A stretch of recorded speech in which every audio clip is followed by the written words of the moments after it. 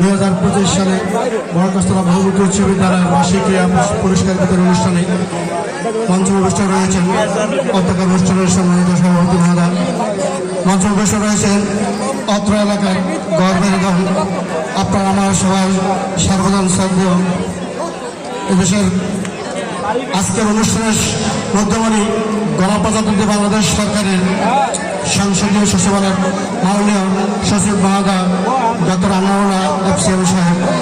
মঞ্চ উপবিষ্ট রয়েছেন এলাকার বিভিন্ন স্তরের সুদীবৃন্দ, অত্র স্কুলের শিক্ষক শিক্ষিকা মহোদয় এবং ছাত্রছাত্রীবৃন্দ, এলাকার সুদীবৃন্দ, আসসালামু আলাইকুম।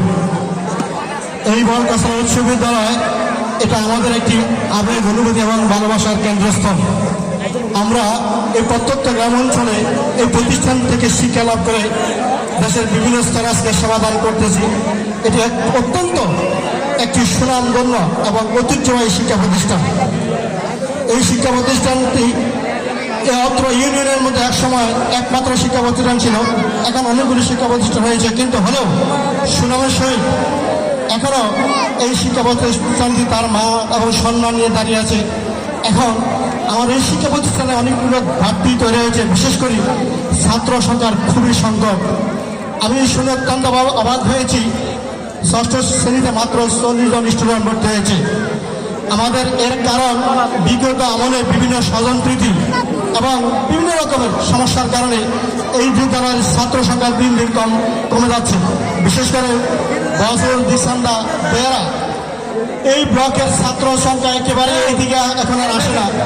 আজকে যারা আমরা আজকে যারা স্টেজে আসি, এই এলাকার সুদীবৃন্দ সহ আমরা কীভাবে এই বিদ্যালয়টি আবার তার প্রাণ ফিরে আনা যায়, কীভাবে ছাত্র সংখ্যা বাড়ানো যায়, আমরা সবাই চেষ্টা করব।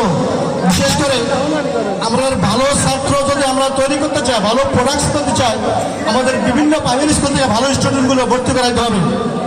আমাদের একটা প্রাইমারি স্কুল একসময় প্রাইমারি স্কুল ছিল ওই ইউনিয়নের মধ্যে সবচাইতে একটি ভালো এবং উন্নত মানের একটি শিক্ষা প্রতিষ্ঠান, কিন্তু এটি আজকে কোনো রকমের টিকে আছে।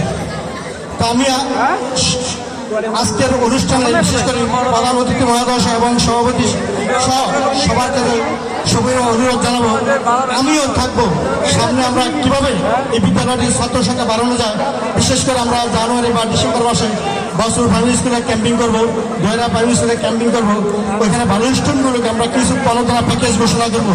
এর মধ্যে যেহেতু বিভিন্ন স্কুলের ভালো ভালো ছাত্রগুলো যদি আমরা এখানে ইনভলভ করতে পারি, ইনশাল্লাহ আগামী দিন আবার আমরা আমার এই বিদ্যালয়ের ঐতিহ্য আবার ফিরে আনতে পারবো।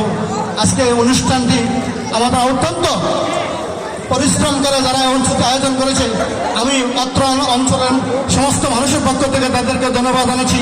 আপনারা আমাদের অনুষ্ঠানটি সর্বশেষ পর্যন্ত উপভোগ করবেন এবং শান্তি শৃঙ্খলা বজায় রাখবেন, কোনো রকম বিশৃঙ্খলা করবেন না, আর ধৈর্য সহকারে অনুষ্ঠানটি অনুভব করবেন। এই বলে আমি আমার বক্তব্য শেষ করলাম। সবাইকে ধন্যবাদ। আসসালামু আলাইকুম রহমতুল্লাহ।